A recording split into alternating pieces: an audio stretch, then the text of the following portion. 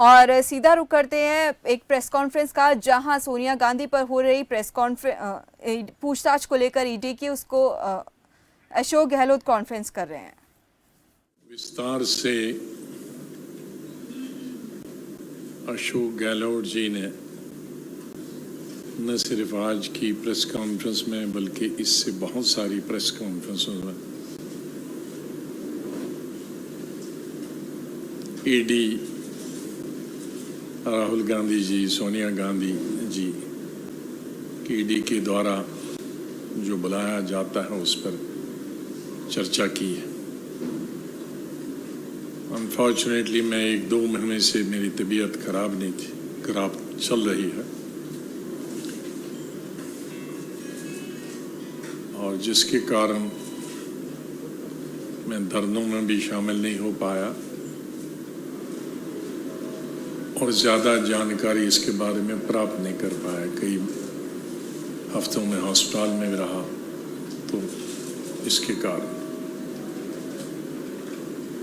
सब हमारे साथियों ने समय समय पर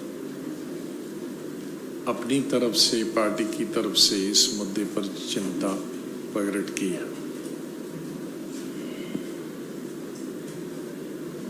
मेरे लिए कोई नई बात नहीं कहने के लिए जो हमारे साथियों ने पिछले 1-2 महीने से ना कही हो, और कईयों को तो बहुत जानकारी है पूरे केस। मैं संक्षेप में इतना कहना चाहूंगा कि कौन सा पेपर है नेशनल हेराल्ड का या उससे एसोसिएटेड जो भी पेपर है, वो सब इन्फोर्समेंट एजेंसीज के पास, जिसकी कई सालों से, कई बरसों से वो जांच पड़ताल कर रहे थे और एक वक्त में तो सुनने में आया था कि उसमें कुछ नहीं है और बंद कर रहे हैं। चलो बंद नहीं किया। फिर राहुल गांधी जी से तकरीबन 30 घंटे के से ज़्यादा 5 दिनों में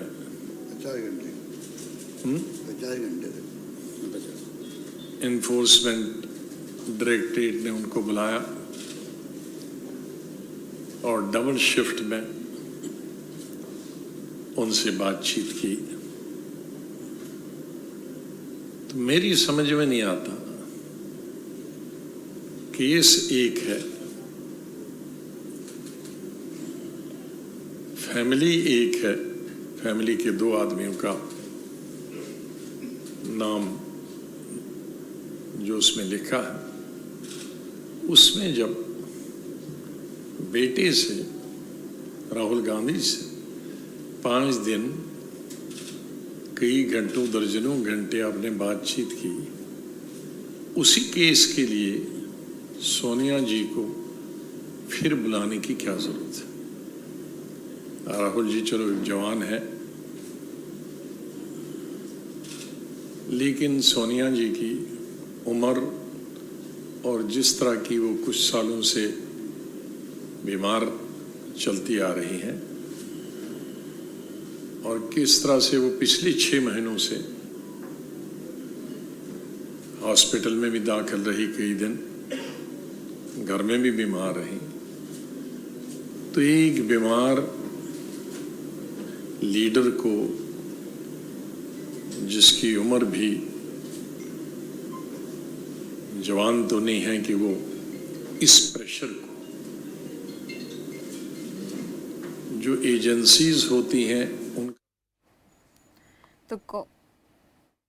खबर फास्ट, तेज खबर, पैनी